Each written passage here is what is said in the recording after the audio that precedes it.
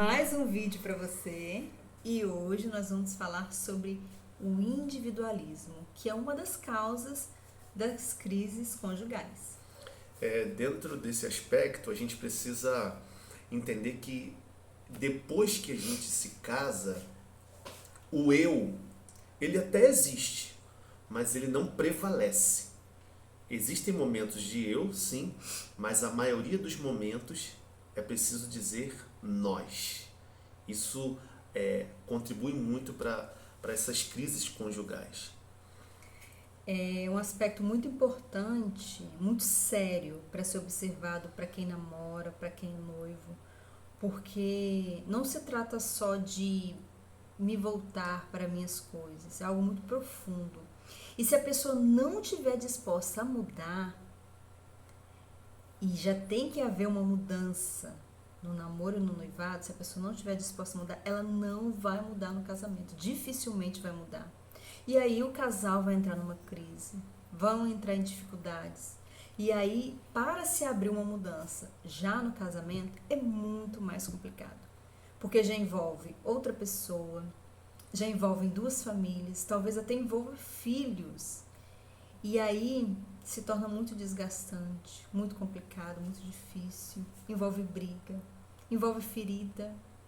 Então, se você está na fase do namoro, do noivado, observe esses pontos agora. É importante observar porque existem casais que hoje já estão casados e não identificaram isso, estão identificando agora. E aí, a crise, depois que você está no meio dela, fica muito mais difícil para você resolver, porque existe um calor ali da situação, um calor da crise, e na hora de resolver fica muito mais difícil.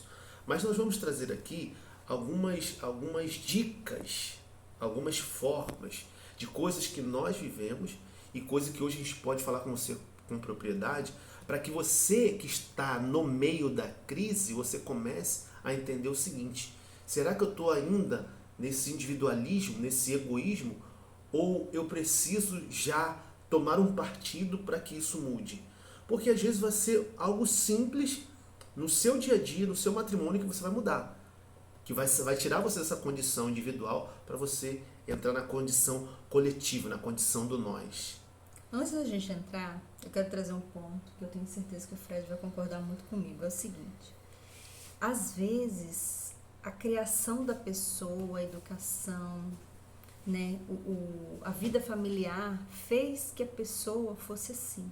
Então, por mais que ela se esforce, né, que ela busque ajuda, é muito difícil. Então, ela vai precisar talvez de uma terapia, de um diretor espiritual, da ajuda do cônjuge, do esposo ou da esposa. Da ajuda de um casal mais experiente, né? com um casal mais experiente, mais sensato, que também não viva essa mesma realidade, não sabe como resolver. Isso é importante também, né? E às vezes não é porque a pessoa é ruim, é porque a pessoa não aprendeu a viver para o outro. E esse é um ponto do individualista. Ele não consegue ir ao encontro do outro, prestar atenção nas necessidades do outro. Ele acha que o outro está ali para ele, vive para ele, né? As pessoas estão ao redor dele para prestigiá-lo. E ele não consegue, ou ela não consegue, se dedicar às outras pessoas. É um ponto assim que precisa ser muito bem observado. Não só para que você faça um discernimento antes de se casar, mas que você também possa ajudar a pessoa, né? Isso é fantástico você falar isso, porque se você observar hoje, você que está casado, nós que estamos casados, como que hoje é o seu agir? Quando você age, quando você pensa, a maneira como você trata as realidades, é sempre pensando em você? Porque quando você investiga isso que está dentro de você, fica muito mais fácil para você ter noção do que fazer depois disso. Mas se você não se perguntar, se você não olhar para dentro de você, para investigar, dar nomes e começar a mudar essa conduta, se você não fizer isso, as coisas não acontecem. Então, principalmente isso, aqui nesses vídeos que a gente está trazendo, é mais para gerar esse questionamento, porque as pessoas pararam de se perguntar. Às vezes nós estamos dentro do matrimônio, mas a gente não se pergunta, será como que eu estou agindo com ela? Será como que ela está agindo comigo? Será Eu como... estou sendo indiferente? Eu estou sendo indiferente? Eu estou com a sendo... cabeça de solteiro? Exatamente. Eu estou casado, mas estou com a cabeça de solteiro. Eu estou casado, mas continuo jogando o meu futebol, porque o meu futebol é prioridade. Mas calma aí, mas você não vive mais sozinho. Você não vive mais sozinho. Ah, minha prioridade é sair com as amigas. Não tem problema, mas isso precisa ser acordado. Quando que a gente consegue perceber que a gente sai dessa condição individual para olhar mais para a vida matrimonial e perceber que agora somos dois? Quando eu tenho a minha individualidade, mas partilho com a minha esposa e entramos no acordo. Ah, você está sendo obediente, porque tem gente que fala assim, o marido está sendo obediente à esposa porque partilha as coisas com ela. Nada disso. Nós fizemos um acordo de vivermos juntos. Por isso nós nos casamos. Por isso que quem é casado precisa entender que não está mais sozinho, está juntos. E por fato de estar junto, precisa partilhar as realidades. Por mais que tenham momentos que a pessoa precisa ficar sozinha. Sim, né? Sim. E é interessante porque, assim, aquele que é individualista, ele ignora as necessidades do outro. Ele finge que o outro não está ali. Não é que finge. Para ele, tanto faz, tanto importa. E quando a gente tem um individualista ao nosso lado, uma das coisas que a gente precisa fazer é isso, ajudá-lo nesse sentido. Olha, eu tenho necessidades, conversar de uma forma que o outro entenda que ele não está sozinho, né? Às vezes a gente grita, a gente quer chamar a atenção de uma forma errada, e isso não vai despertar nada no outro. Mas para a gente despertar, a gente precisa trazer a consciência. Olha, você não está mais sozinho, não dá para você pensar só em você. Então, vamos para o coletivo, vamos pensar na família, vamos pensar em quem está à nossa volta. Às vezes até, você falou que não desperta nada, mas às vezes até cria uma repulsa. Né? O outro se fecha interiormente. Principalmente os homens, né? Principalmente nós homens. Nós homens, eu digo que a gente precisa aprender muito em relação a isso.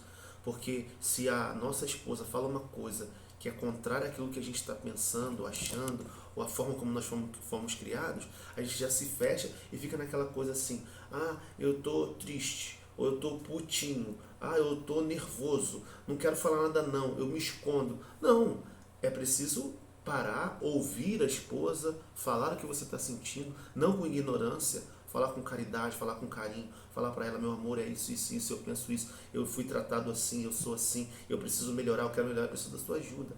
Às vezes, a gente precisa mostrar a nossa vulnerabilidade. Verdade. É saber que somos vulneráveis, que somos frágeis, e não tem problema nenhum um homem chegar para sua esposa e dizer assim, olha, você está certa, eu estou errado, ou eu estou certo, você está errada, eu quero dialogar com você, porque muitos lidam com essa realidade, principalmente os homens, fugindo ou se refugiando em outras coisas, ao invés de olhar no olho da esposa e falar e dialogar. É muito mais fácil fugir. Então não fuja, em frente.